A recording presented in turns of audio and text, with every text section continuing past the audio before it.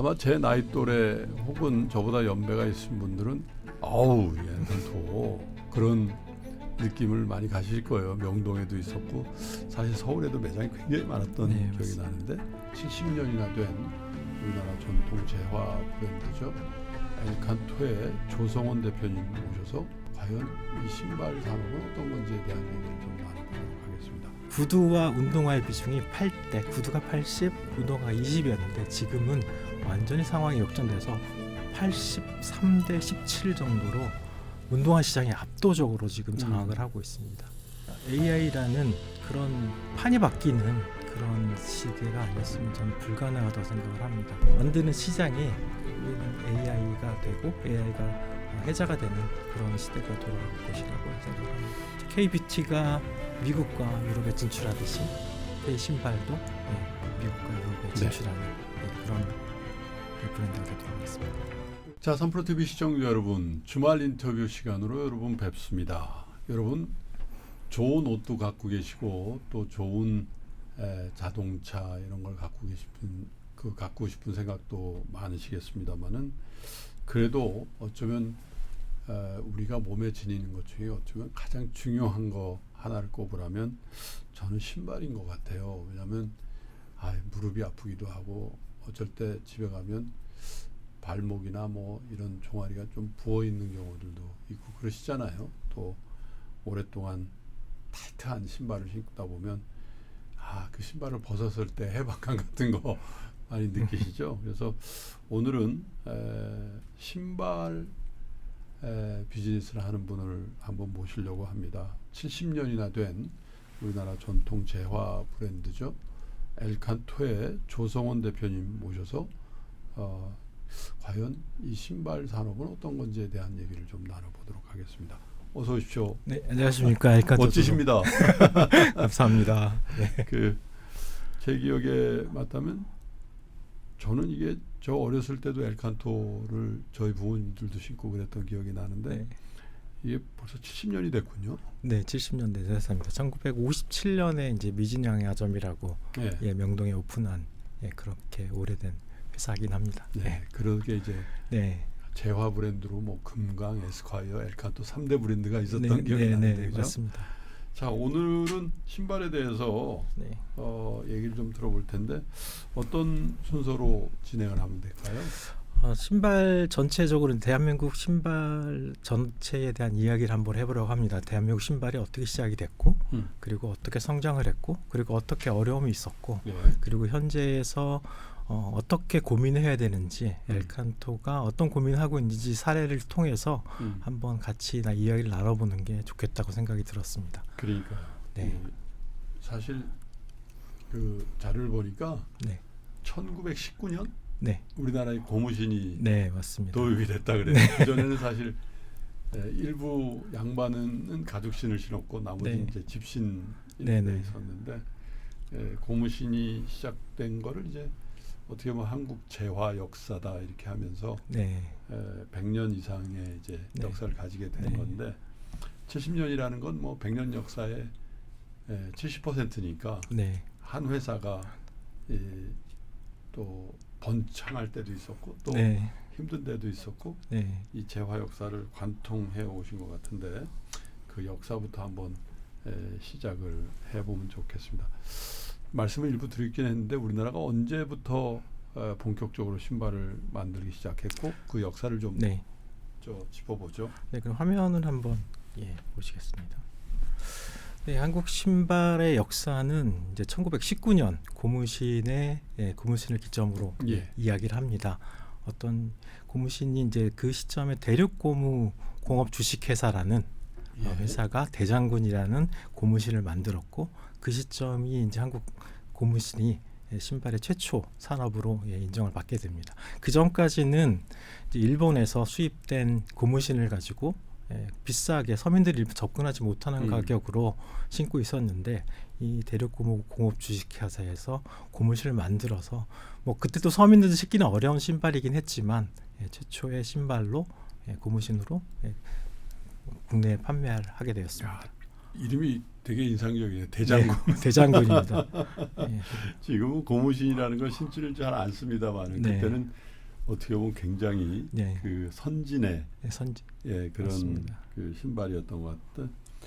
그렇게 해서 이 그 고무신 시장이 굉장히 크게 네. 그 형성이 되고 지금 제 생각에도 뭐 말표, 네. 왕자표 뭐 네. 이런 그 굴지의 신발 브랜드는 다 네. 고무신부터 시작한 거잖아요. 네, 그죠? 맞습니다. 옛날에 선거 때는 다 고무신을 맞습니다. 네. 이렇게 돌리기도 하고 네, 그랬다고 네. 그러는데 그런 호황기도 그렇게 오래 간 것 같지는 않아요. 예, 고무신이 아마 1937년에 일제 예. 말에 이제 일제 강점기 시대에 아마 저기 일본에서 군수물자나 이런 것들을 많이 지원을 제작을 하느라고 원료를 대부분 일본에서 들여왔는데 그때 1937년 말에 이제 원료 보급이 끊기면서 고무신이 제작이 굉장히 축소되게 됩니다. 그때 전쟁이 한참이니까 예, 한참이니까. 고무라는 네. 거를 네. 이 신발로 할 수가 없는 네, 상황이었죠. 그죠? 네. 군수품으로 네, 조달하느라고. 맞습니다. 예. 그러고 나서 이제 해방이 되는 시점에 이제 다시 이제 고무신이 많이 활성화되기 시작하다가 예. 그러다가 6.25가 다시 터지면서 그때 뭐 6.25 때는 뭐 전체 산업이 다 스탑이었으니까 그렇죠. 예, 전부 도산하는 상황이 되었습니다. 그러니까 고무신의 역사가 전쟁으로 일단 네. 됐다 이렇게 네. 봐야 되겠는데 네. 엘칸토는 그러면 그 우리 재화 역사의 흐름 속에서 언제 어떻게 그 등장을 하게 되나요? 엘칸토는 1957년에 이제 처음 명동의 미진 양화점이라는 예. 예, 제화점으로 오픈하게 됩니다. 오픈하게 되는데 그 전에 이제 하나 또 재밌는 이야기가 있는데 예. 그때 이제 대륙고무 공업 주식회사에 대장군이라는 이제 압도적인 1위가 있었습니다. 네.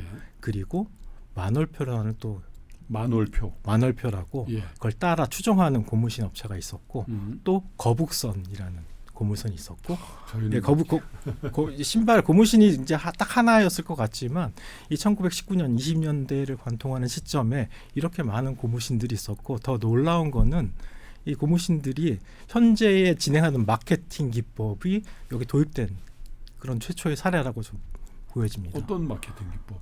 그러니까 대륙고무 공업 주식회사는 여기 보시면 대륙고무가 고무신을 출시하니 전하께서 어용하심을 얻어 황감함을 금치 못하며 왕자 공주님도 널리 애용하시고 그러니까 대륙고무 고무 주식회사의 대장군은 임금님이 신는 신발, 왕족이 신는 고무신 실제로 왕이 신었겠죠. 예, 그 정도. 안 그러면 예. 처형당했겠지. 예. 그렇게 해서 이제 왕족 마케팅을 진행했고 만월표 역시 왕족 마케팅을 진행을 했는데 이강전하는 고종의 둘째 의친왕입니다. 예. 이강전하가 손수 고르셔서 신고 계시는 만월표 고무신 이렇게 해서 광고를 내기 시작합니다. 근데 이제 여기 또 재밌는 거는 이 대장군을 그 창업주가 이하영이라고 이완영과 하필 이제 친일파였습니다. 근데 여기 계신 이강전하는 일제 시대를 굉장히 싫어하시는 분이었습니다. 그래서 반대편에 서서 왕족 마케팅도 하면서 한편으로는 애국 마케팅을 불러일으키는 그런 형태의 마케팅을 진행했고 또 애국 마케팅하면 거북선 이름만 들어도 이게 뭐 그렇죠. 애국 상일. 네? 그래서 거북선이라는 거북선표를 만들어내면서 애국 마케팅을 진행하게 되고 그 뒤에 별표라는 브랜드가 있는데 별표 고무신 여기는 많이 들어본 것 같은데. 여기는 강철은 부서질지언정 별표는 부서지지 않는다. 안 부서지지. 이렇게 이제 광고에 마케팅을 내면서 이렇게 각각의 최초의 그렇군요. 마케팅 전쟁이 이루어지게 됩니다. 아마 왕족 마케팅 같은 경우는 네. 요즘으로 치면 인플루언서. 네, 맞습니다. 그죠? 맞습니다. 그때는 뭐 인플루언서라는 게 없을 때니까 왕이나 그의 가족이 가장 인플루언서를 하지 않았나 그런 생각이 드는데. 그래서 명동에서 1957년도에 미진 양화점이라는 이제 그 재화점이라고 하죠. 옛날에 맞춤 구두 했던 것 같은데 이렇게 했던 게 어떻게 회사가 되고 그 양화점은 그냥 그 사장님하고 점원이 하는 회사 그 상점이었을 텐데 어떤 그 과정을 겪게 됩니까? 1차적으로는 그 그림에서 보시는 것처럼 1957년에 미진 양화점을 오픈하게 됩니다.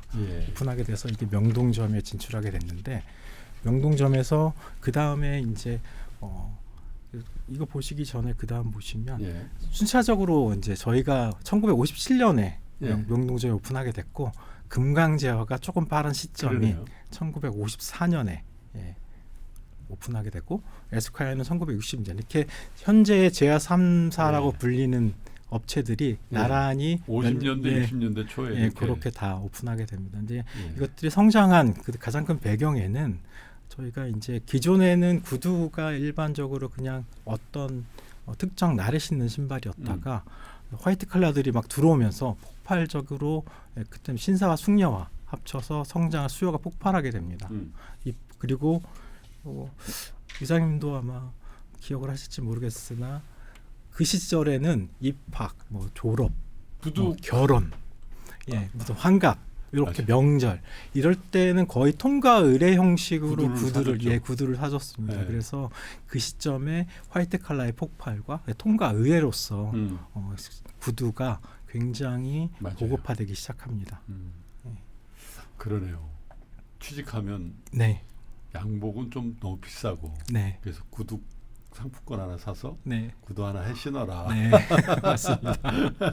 그런 생각이 드는데 네, 근데 이 미진 양화점에서 이 발전하게 된 엘칸토가 우리나라에서 처음으로 미국에 네, 맞습니다. 신발 수출했다는 얘기가 있더라고요. 네, 네, 네.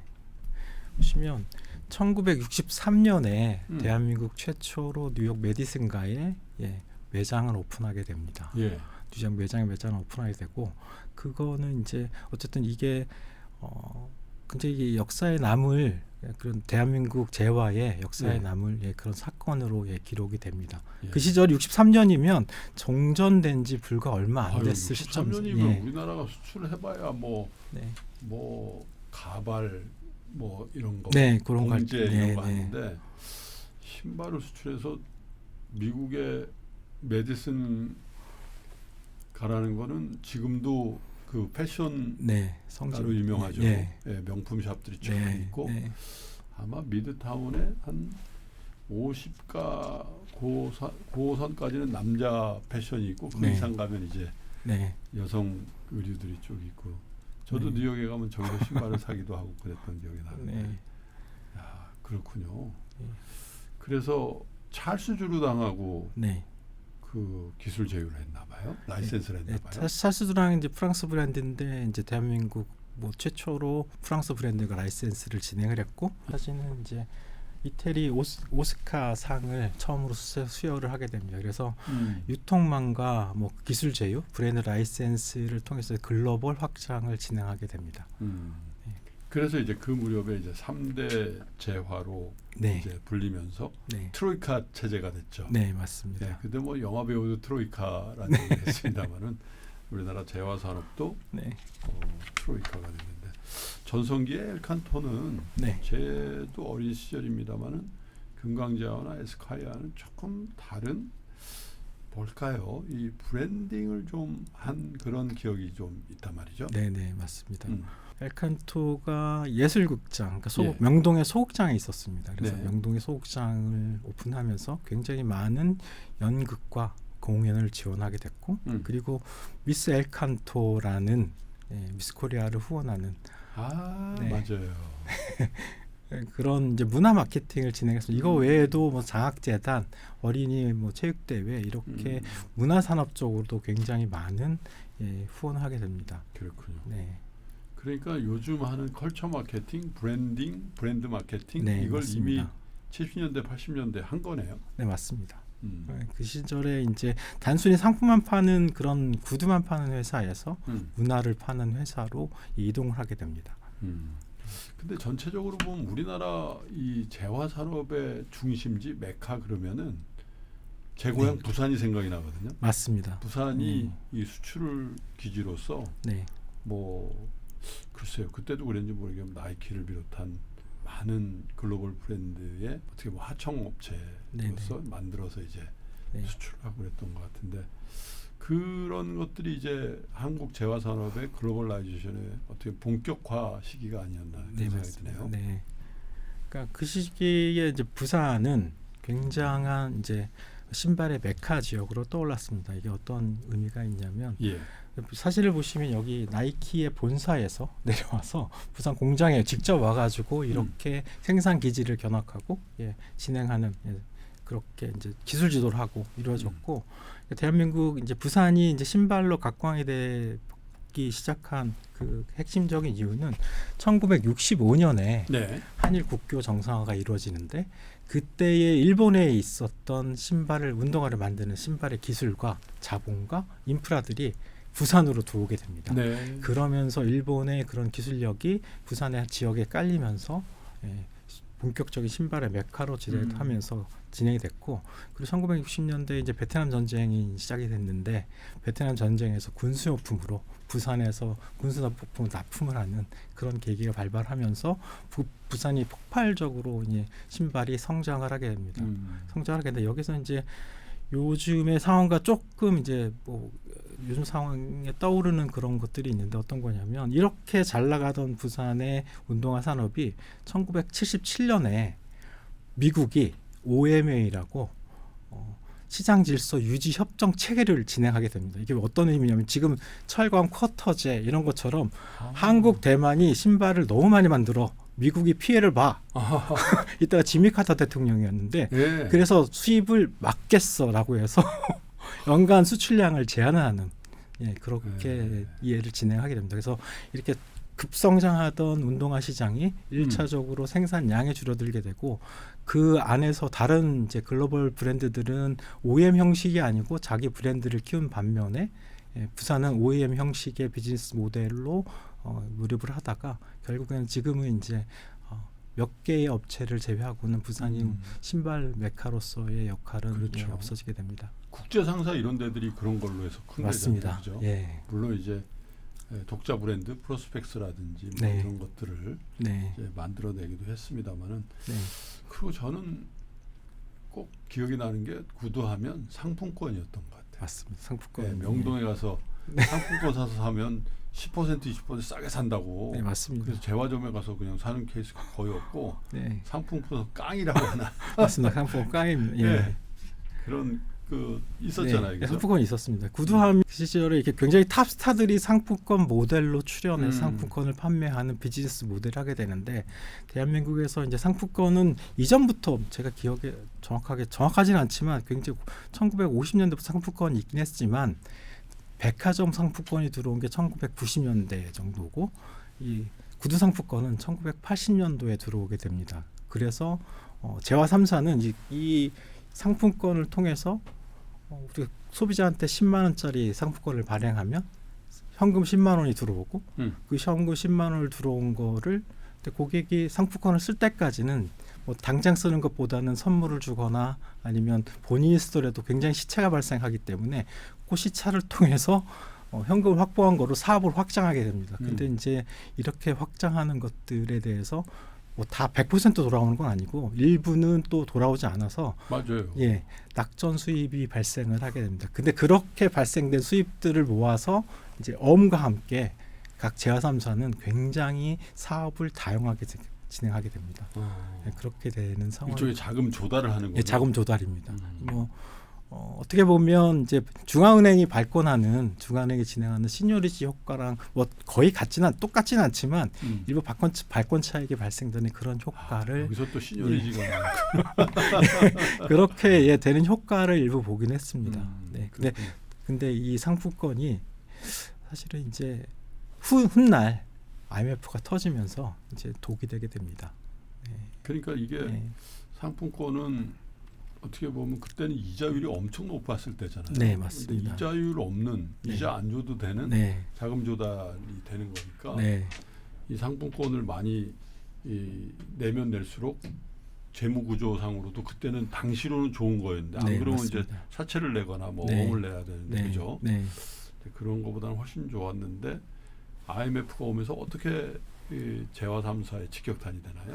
IMF가 오면서 첫 번째는 이제 상품권도 있지만 첫 번째는 소비가 절벽이 이루어집니다. 소비 절벽이 이루어지는데 소비를 가장 먼저 줄인 게 굉장히 오래 쓸 수 있는 그 패션 쪽에 특히 신발 쪽에 소비를 먼저 줄여버리게 소비 저백이 첫 번째 왔고, 그 다음에 이제 모든 뭐 산업 영역에 뭐 공통적으로 적용된 내용이긴 하지만 금리가 20-30% 올라가면서 사실은 더 이상 상품권을 사지 않고 신규 사업에 투입된 자본과 이런 움직이는 운전 자본이 필요한데 신규 자본을 투입할 수 있는 상황이 아니고 금리를 20-30%에 빌려올 수 있는 상황도 아니고 그 상품권을 나간 금액은 회계장부상 선수금으로 부채로 잡고 있기 때문에 부채 비율이 급격하게 올라간 재화 브랜드에는 투자금이나 그럼 그게 뭐 예. 이렇게 돌아다니다가 또 어떻게 그걸 저 구두방 이런 데 사가지고 사니까 그 재화 3사에서는 매출이 늘지 않는 효과가 있었겠네요. 그죠? 맞습니다. 그러니까 돈이 안 들어오는 돈이 물건은 안 들어- 나가는데 예. 돈은 안 들어오는. 돈은 안 들어. 이미 이제 돈을 받아놨기 때문에 사실은 그렇죠. 상품만 나가고 음. 그 사실은 이제 일종의 뱅크런 같은 효과가 그렇죠. 있었던 거죠. 그러니까 어. 상품권을 받고 우리가 제품을 내어줘야 되는 그런 효과가 그러니까요. 있었습니다. 그러면서 이제 힘들어지기 시작했죠. 굉장히 힘들어졌습니다. 그러면서도 제 기억에는 1980년대 후반 90년대 들어오면서 재화 3사가 장악하던 데서 조금씩 네. 좀 침투되는 그런 브랜드들이 생기지 않았나? 예를 들면 브랑누아, 네, 맞습니다. 무쿠 같은 네, 네. 그런 브랜드들이 론칭이 되면서 이런 상품권 영업이라는 것도 굉장히 타격을 받은 거 아닌가 그런 네, 생각이 들더라고요. 예, 맞습니다. 브랑누아, 뭐 무크 같은 것들이 이제 사실은 엘칸토에서 런칭한 두 개의 브랜드이긴 합니다. 그래요? 예, 엘칸토에서 브랑누아 무크를 런칭을 지내고 브랑누아가 이게 1980 하위 브랜드군요. 하이 브랜드입니다. 그러니까 그 당시에 이렇게 상품권과 그런 것들로 굉장한 자본의 유입이, 그러니까 현금의 유입이 있었고 그 현금의 유입을 바탕으로 엘칸토는 유통망 브랜드 개수를 늘리고 유통망을 확장하고 의류 사업을 확장하고 글로벌 확장하고 공장을 늘리고 이렇게 자본 확충을 하는 그런 사업으로 집중하게 됩니다. 물론 금강제화나 에스콰이어도 상황은 같았을 거라고 생각을 합니다. 그때 금강제화는 네. 랜드로버로 히트를 쳤었죠. 네, 맞습니다. 근데 어쨌든 이게 미스매치군요. 단기 자금 네. 조달해가지고 장기 네. 투자를 하는 그런 셈인데. 듀레이션 미스매치가 쭉 발생을 했고 어쨌든 돈은 단기에 받지만 우리가 굉장히 오랜 기간 현금 회수가 필요한 것들에 투자를 하면서 사실은 서서히 기업이 일시적으로 충격에 받게 됩니다. IMF와 상품권의 충격이 첫 번째 예. 일종의 이제 경영 위기였다면 네. 본격적인 위기는 그 다음부터였다고 그래요. 예, 본격적인 위기는 사실은 이게 산업을 전체적으로 사실 무너뜨리는 가장 큰 위기라고 저는 생각을 하는데 라이프 스타일이 바뀐 겁니다. 근데 사진에서 보시면 1970년대 이게 1970년대 네. 사진이고 80년대, 90년대 아마 의장님께서도 요 정도의 사실 네. 기억을 그때 이제 대학교 예, 이 사무실의 모습인데 네. 현재의 모습은 그러니까 이정 회장님이 스케쳐스 신발을 신고 나오시는 모습이고 이거 여의도의 사진입니다. 네. 여의도에서 예전엔 상상하지 못했던 그런 착장들이 현재 이루어지고 있고 사실은 라이프 스타일 전반이 바뀐 게 산업의 근간을 그러니까 구두 산업을 흔드는 결정적인 무서운 변화였습니다. 그러니까 네. 그래서 이게 운동화 시장 이 커지고 네. 구두 시장은 급격히 축소되고 네. 그렇게 해서 일종의 뭐 무슨 크로스라든지 데드 크로스 발생한 거네요. 네, 맞습니다. 예. 구두 브랜드가 죽어가게 되고 그래서 제가 3사가 이제 에스콰이어, 엘칸토가 다 무너지게 되는 효과가 있습니다. 그러니까 네. 이 자료를 보니까 국내 운동화 시장이 2010년도에 약 6천억이었는데 네. 2020년도에 3조 3천억이라고. 네. 그게 다 구두에서 다 네. 이쪽으로 이전한 거 아니에요? 네. 패션 시장 전체가 이제 산업통상자원부 기준으로 25년 말에 발표된 산업통상자원부 기준으로는 패션 시장 전체 규모가 83조 정도 되는 시장의 규모이고, 그러니까 전체 신발 시장은 13조라고 이야기를 합니다. 근데 1957년에서 60년 사이 구두 산업이 한참 올라올 시점에는 구두와 운동화의 비중이 8대, 구두가 80, 운동화가 20이었는데 지금은 완전히 상황이 역전돼서 83대 17 정도로 운동화 시장이 압도적으로 지금 장악을 하고 있습니다. 그런 외환위기라든지 이런 라이프 스타일이 변화하는 게 같이 겹치면서 네. 어떤 회사는 네. 어렵게 살아남았고 어떤 회사는 네. 이제 역사의 뒤안길로 사라지게 되잖아요. 네, 맞습니다. 이게 뭐가 운명을 갈랐다고 보시나요? 이제 저는 산업의 판이 바뀌는 것에 대해서 주목을 해야 된다고 보는데 그 판을 사실은 이렇게 저는 정의를 하고 있습니다. 산업이 판이 바뀌는데 사실 이제 구두는 상품권과 IMF라는 일시적 쇼크가 있었고 그리고 라이프 스타일의 변화라는 서서한 판이 바뀌는 거에 적응 못하는 브랜드들은 회사는 사라지는 그런 효과가 있었는데 이게 산업 전체적으로 보면 이제 의장님은 워낙 잘 아시겠지만 제가 이제 봤을 때는 산업 전체로 1차, 2차, 3차 산업혁명이 이루어지는데 각각의 혁명마다 뜨는 회사와 죽는 회사가 발생을 한다고 저는 생각을 합니다. 특히 이제 뭐 과거는 그렇지만 2차 산업혁명 위에 전력이나 뭐 이렇게 전기가 대량 산업되면서 기존에 있던 마차 이런 것들이 죽어나고 포드 같이 그런 대형 업체들이 살아나고 그리고 3차 산업혁명이 오면서 그리고 소매 이커머스가 들어오면서 뭐 토이저러스 같은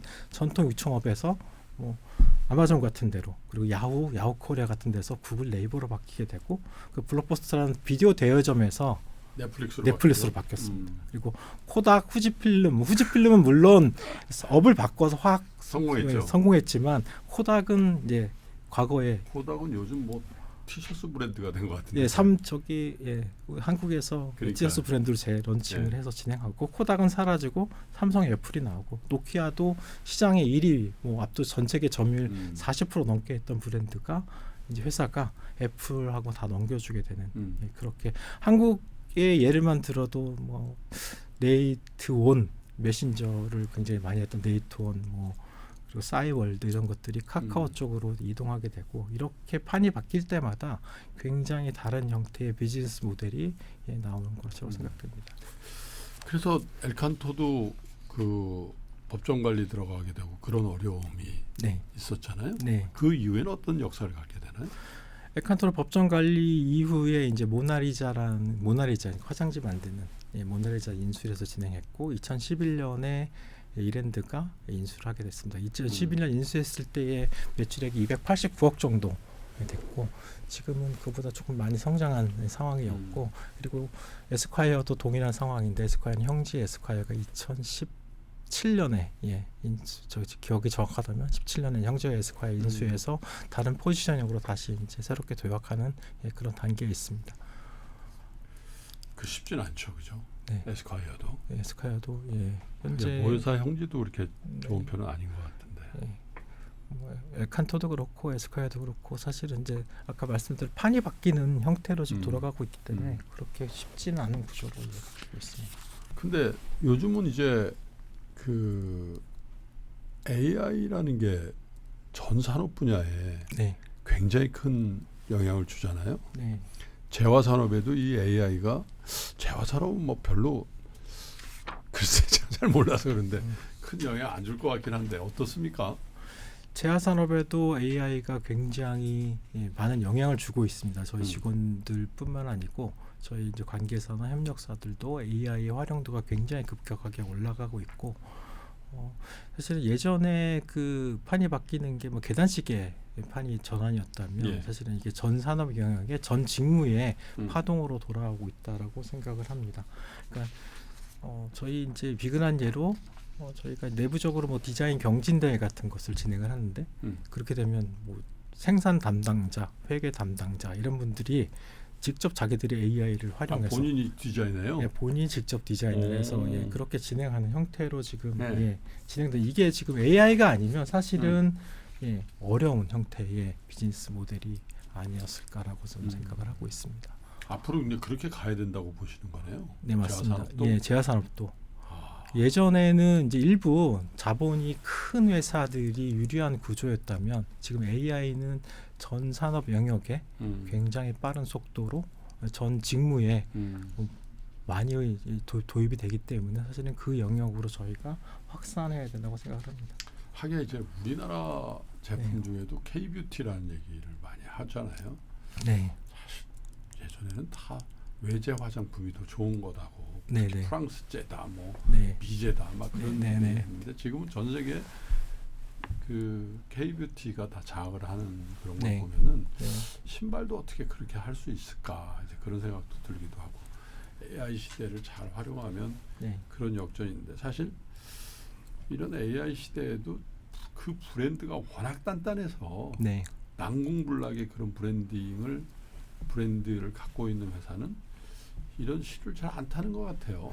맞습니다. 그렇게 신뢰가 쌓인 기업들은 음. 그런 시를 타지 않는데 이제 비근한 예로 이 에르메스와 LVMH를 비교해 볼 수 있는데 2025년 4월 15일에 에르메스가 역사적인 기록을 하는데 단일 브랜드로 LVMH의 시총을 넘어선 사건을 기록하게 됩니다. 예. LVMH는 뭐 브랜드가 많잖아요. 예, 70개 정도의 브랜드를 가지고 그 있습니다. 에르메스 하나잖아요. 예, 에르메스 하나 근데 단일 여기 브랜드. 단일 브랜드가 70개 브랜드를 넘어서서 네, 시총으로 시총을 예, 물론 매출과 이익은 LVMH가 굉장히 높은 수준으로 기록을 하지만 에르메스가 25년 4월 15일에 약 399조 LVMH가 물론 하루 천하였습니다. 바로 이제 그래도요? 예, 굉장히 이게 의미가 있다라고 생각을 합니다.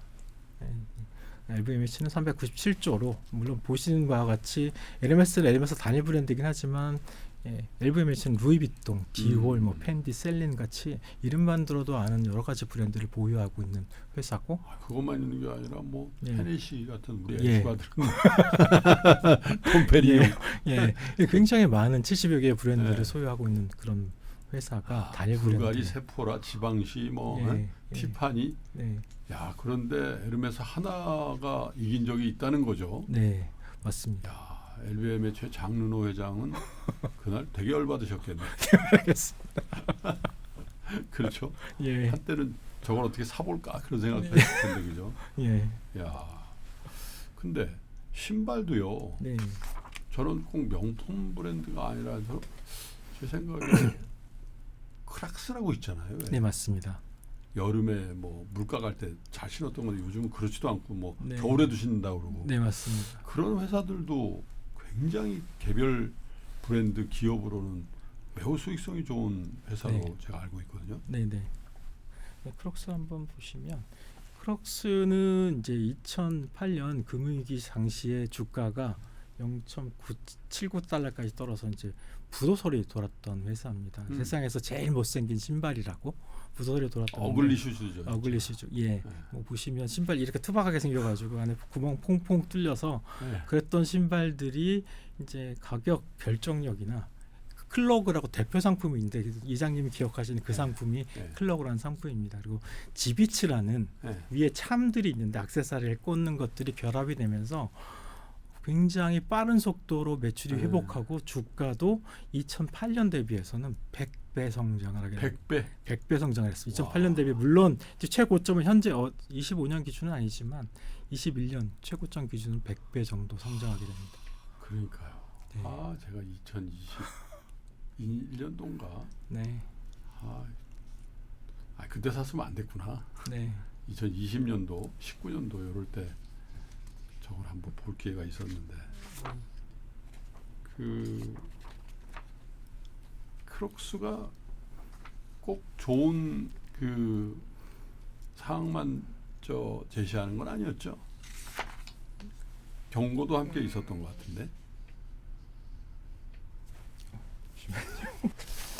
근데 저 크록스는 제가 보니까 네. 의사들이 키운 것 같아요. 맞습니다. 의사들이 수술실 뭐 이런 데서 그냥 편하게 그 예. 크록스 그러니까 우리나라 또 의사들 얼마 부러워해요.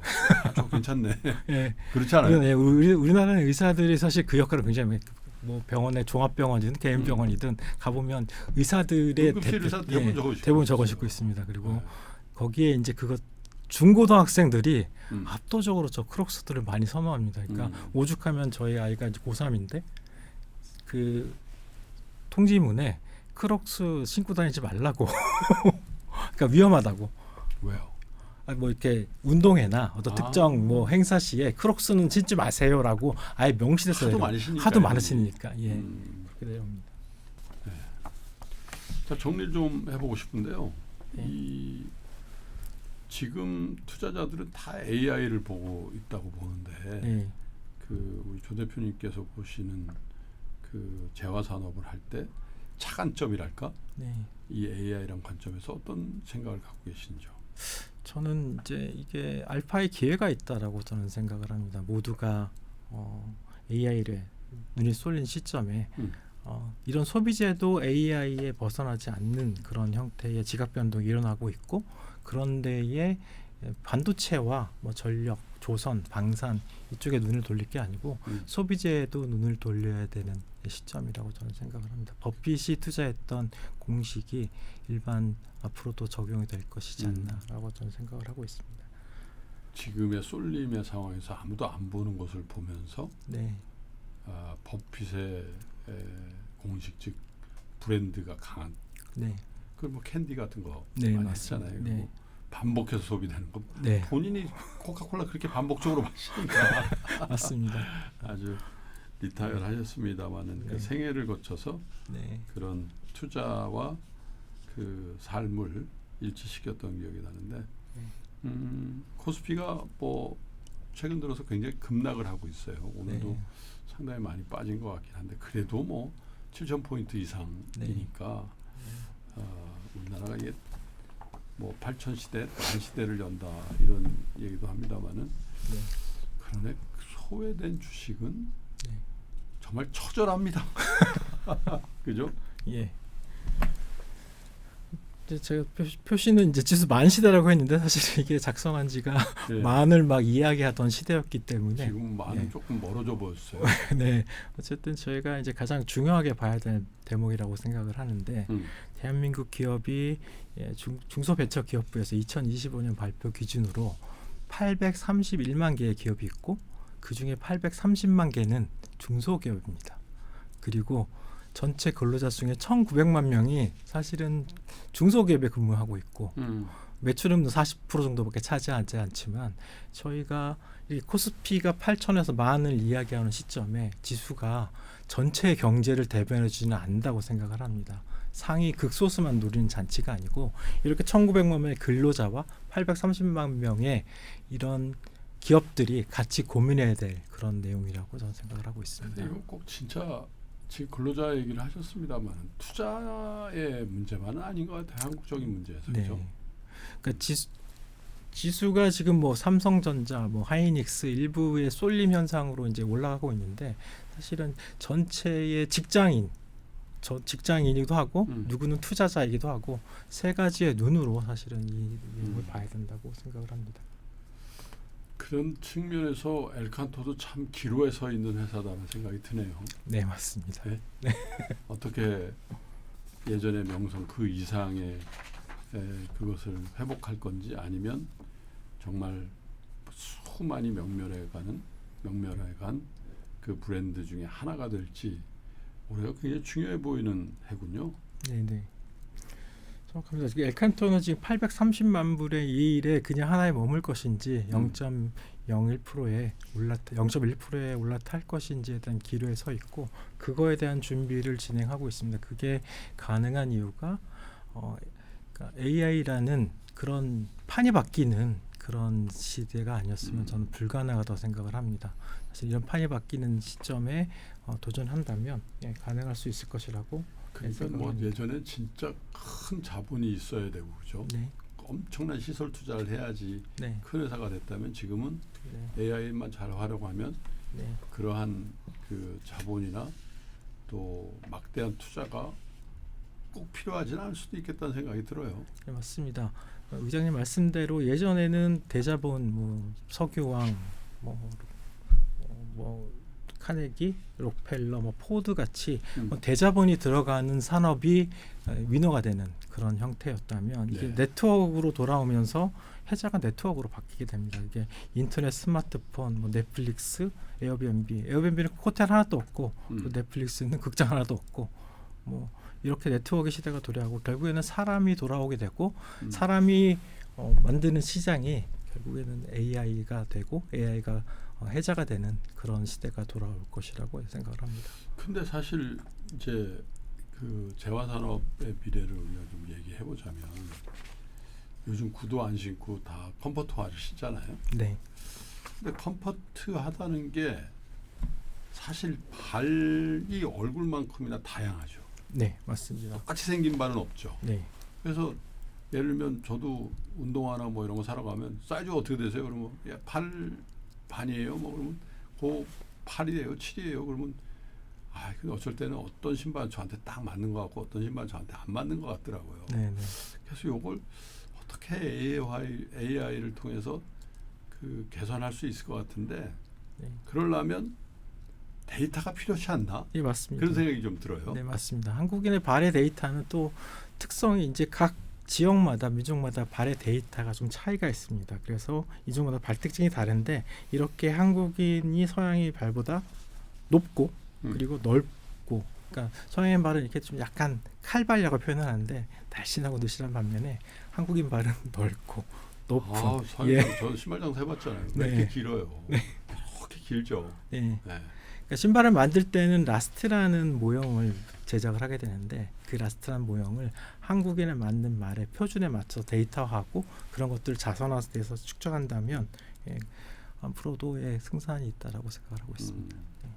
하기야 K뷰티 성공하는 거 보면 그죠? 네, 그것도 사실 점점 그 데이터가 쌓일 테니까 네, K뷰티의 성공 가도가 전보다는 훨씬 더 구조화되고 있다라는 생각이 들어요. 네, 왜냐하면 많은 사람들의 어떤 그건 임상은 아니고 뭐 사용 후기 같은 것들을 계속 업데이트 하니까 네. 이런 피부에는 요겁니다 할 네. 수 있는, 글쎄 어떤 회사가 그럴까 보면 대부분 한국 회사 아니냐. 맞습니다. 그죠? 유통도 네, 다 예. 장악하고 있고 그러니까 네. 그죠?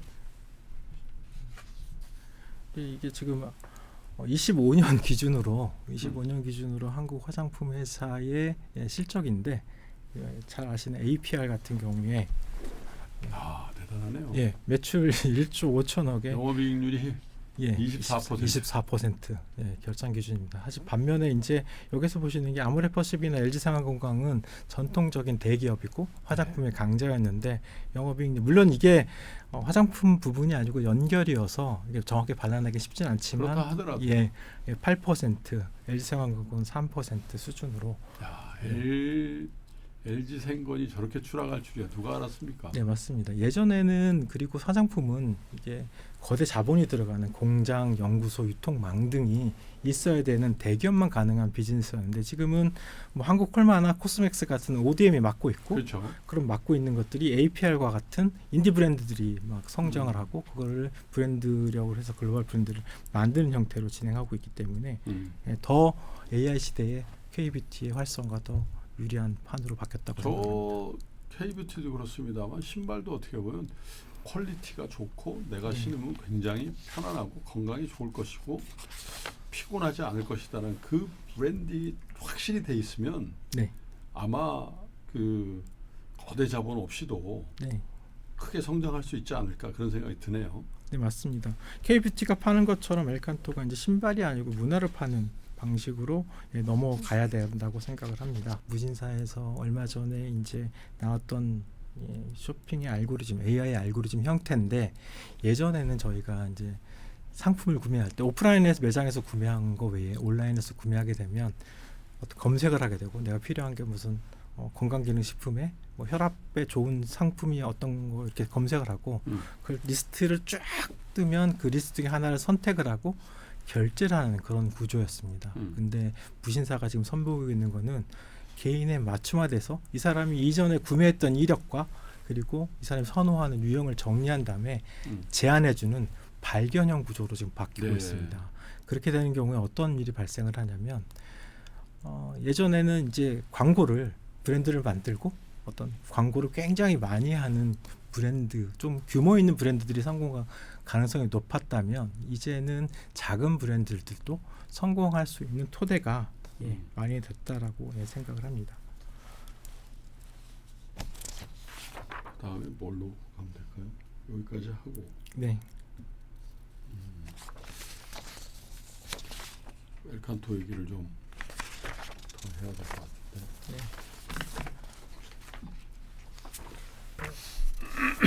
그렇게 할까요? 그래서 엘칸토는 어떤 계획을 갖고 계신가? 네. 그래서 이제 사실은 약간 좀 대변하고 좀 다른 거를 준비를 했는데 어떻게 말씀을 드리려고 했냐면 사실은 제가 이제 2025년부터 이제 엘칸토를 맡게 됐는데 엘칸토를 맡으면서 고민했던 내용들이 사실 이런 내용들인데 이런 내용들을 종합해서 앞으로의 나가야 될 엘칸토의 방향을 정리를 했고 직원들한테 처음에 4월에 제가 이 방향은 엘칸토는 앞으로 3년 내에 이렇게 갈 겁니다. 그리고 매월 진척도에 대해서 직원들한테 보여드렸어요. 130페이지 정도 된 사업계획서를 요약해서 2시간 동안 판서해가면서 설명을 했고 그리고 나서 매월 우리는 이거 했습니다. 앞으로 요거 남았습니다. 요거 했습니다. 요거 남았습니다. 라고 진행을 했고 대부분의 내용들이 그 사업계획을 세운 대부분의 내용들이 이렇게 지금 의장하고 이야기 나눴던 내용들에서 상당 부분 나왔던 백그라운드의 바탕이 됐습니다. 사실은 그 내용이 요약이 돼서 사실 사업계획 저희가 이제 1페이지로 지금 마지막에 정리를 했는데 그 내용을 말씀을 드리니까 어떨까? 자 그러면 네. 지금까지는 아마 경영자로서 대표님이 갖고 계시는 엘칸토의 미래에 대해서 네. 여러 가지 지금까지 경험하신 다른 회사 또 산업의 트렌드 또 세상의 변화 이런 것들을 다 이제 인사이트풀하게 적용을 하시려고 하시는 것 같은데 네. 구체적으로 그러면 엘칸토는 올해부터 굉장히 큰 변화를 시도하고 계시잖아요. 작년부터. 네. 어떻게 구체적으로 경영 전략을 짜고 계세요? 그럼 마지막으로 제가 이게 지금 엘칸토에서 직원들은 아마 다 외우고 있을 겁니다.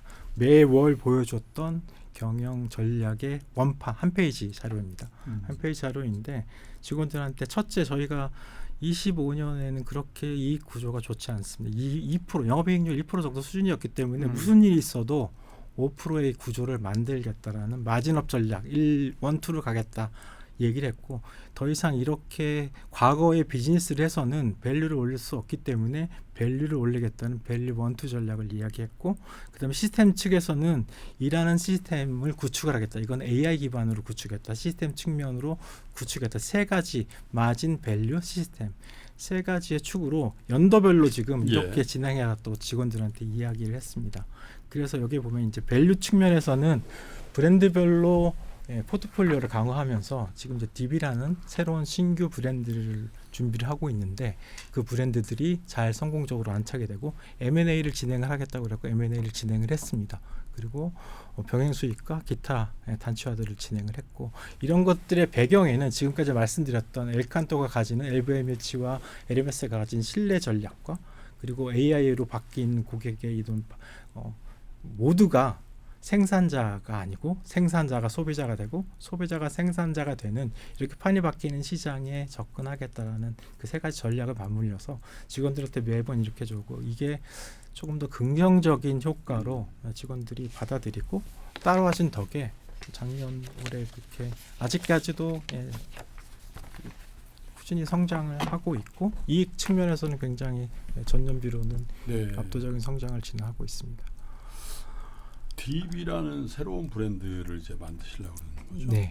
그것도 역시 컴포트화겠네요. 네, 컴포트입니다. 그러니까 지금 이제 카테고리가 구두와 운동화 시장으로 나뉘어져 있는데 그 중간 영역에 이제 컴포트 시장이 존재합니다. 컴포트 시장은 예전에는 사스 같은 브랜드들이 컴포트 시장이 있었다면 그 시장에 이제 DB라는 브랜드를 포지셔닝하면서 컴포트 시장을 장악을 하려고 준비 중에 있습니다. 네. 그 컴포트화 시장은 현재 국내에서는 어떤 브랜드가 리드를 하고 있나요? 컴포트화 시장은 이제 현재의 르무통이라는 물 컴포트 시장. 몇 년 전서부터 굉장히 많이 홍보도 하고. 르무통이라는 브랜드가 컴포트 시장을 리딩을 하고 있고, 글로벌 브랜드에선 스케쳐스라는 브랜드가 들어오면서 두 브랜드가 장르는 조금 달라 보이더군요. 장르는 좀 스케쳐스는 약간 운동화, 기능성 운동화에 가까우면서도 양복에도 신을 수 있는 뭐 그런 느낌이라면 이 르무통은 조금 더 패션 느낌이 좀 들고 조금 처음에는 저게 뭐지 했는데 이제 굉장히 많은 디자인들이 나오고 색감들이 나오면서 상당히 많은 호응을 받는 것 같아요. 네, 스케쳐스는 아까 사진에서 보여준 대로 이재용 회장님도 정장에 스케쳐스 신발을 신으실 정도로, 그러니까 이게 정장과 캐주얼 영역을 넘나드는 컴포트 영역을 개척을 하고 있고, 르무통은 굉장히 다양한 컬러감으로 고객한테 어필하고 캐주얼 영역에서 승부를 좀 보고 그러면 있는 돈 상황입니다. 그게 양모죠? 예, 양모의 시장입니다. 음. 예. 그리고 양모 시장의 시작은 올버즈라는 브랜드가 시작을 했고, 올보즈는 뭐 잘 네. 된 것 같지 않고요. 네, 네. 그래서 이제 한국 시장에서는 르무통이 그 양모 울 시장을 개척을 하면서 빠르게 성장을 하고 있고 작년까지도 지속적으로 성장을 하고 있습니다. 딥도 역시 양모. 딥도 그렇죠. 같은 양모 시장에 진출하려고 근데 준비하고 어떤 있습니다. 차별점이 있어요? 딥의 차별점은 기존에 갖고 있는 양모 시장의 그러니까 고급화 전략을 좀 추구하려고 합니다. 보여드렸던 에르메스가 가졌던 그런 신뢰와 고급의 전략을 양모, 그러니까 딥이라는 브랜드에 투영을 시켜서 그러니까 기존에 진행했던 국산 울이 아니고 해외에서 굉장히 유명한 울, 그러니까 영국 왕실에 납품한 울이라든지 혹은 스코틀랜드 한정 생산한 울이라든지 포지셔닝 자체를 고가로 포지셔닝하면서 시장을 조금 고급화로 프리미엄 전략으로 진행하려고 하고 있습니다. 그러면 많이 비싸요? 그렇다고 또 많이 비싸지는 않습니다. 그러니까 네. 뭐 조금 르부통보다 조금 비싼 정도 수준으로 생각을 하고 있습니다. 그렇군요. 엘칸토라는 국내에 정말 아마 제 나이 또래 혹은 저보다 연배가 있으신 분들은 아우 이 엘칸토 그런 느낌을 많이 가실 거예요. 명동에도 있었고 사실 서울에도 매장이 굉장히 많았던 네, 기억이 맞습니다. 나는데 금강제와 에스카이어, 엘칸토 이렇게 있었는데 엘칸토의 새로운 부활 또 새로운 어떤 전성기를 준비하고 계시는 경영자를 이제 모셔서 얘기를 들어보니까 신발 산업이라는 게 어떻게 보면 우리 전체 산업에서도 다시 한번 뭔가 그때는 OEM 이 네. 대부분이었다면 우리 브랜드로 한국의 신발이 전 세계의 소비자들에게 사랑받고 각광받는 그것도 왜 안 될까 그런 생각이 드는 시간이었던 것 같아요. 그래서 지금 출시가 됐습니까? 준비 중에 있고 올 11월 정도에 출시가 네. 될 예정입니다. 올 네. 늦가을에 출시가 되는 엘칸토의 야심작이죠. 딥이라는 브랜드가 어쩌면 5년, 10년 이후에는 전 세계인들의 발을 편안하게 만들어주는 합리적인 가격의 명품 브랜드가 되기를 좀 바라보면서 많이 배웠습니다. 그 신발에. 마지막으로 우리 소비자들이나 또 엘칸토를 기억하는 추억의 고객들에게 한 말씀 주시죠. 네, 엘칸토는 1957년에 만든 70년이 된 이제 아주 오래된 신발 브랜드입니다. 제가 이제 엘칸토를 맡으면서 가장 고민했던 부분이 굉장히 이 70년의 역사가 있는 브랜드임에도 불구하고 어느 나라 다른 나라에서는 브랜드가 신뢰로 성장을 하는데 이렇게 오래된 역사와 전통을 가진 회사가 고객한테 사랑받지 못하고 더더군다나 글로벌적으로 진출 못하는 안타까움이 있습니다. 그래서 엘칸토에 진행하는 여러 가지 브랜드를 통해서 국내뿐 아니고 K뷰티가 미국과 유럽에 진출하듯이 K신발도 미국과 유럽에 진출하는 그런 브랜드가 되도록 하겠습니다. 우리나라 신발 업체 중에 미국 수출 1호 기업이 엘칸토였듯이 전 세계 소비자들 신발을 안 신는 사람은 아무도 없잖아요, 그죠? 그게 서양이 됐든 동양이 됐든 가장 많은 분들이 찾고 애호하는 그런 브랜드 1호가 되시길 기원하면서 오늘 인터뷰는 이렇게 마감하도록 하겠습니다. 대표님 잘 되실 것 같습니다. 감사합니다. 감사합니다.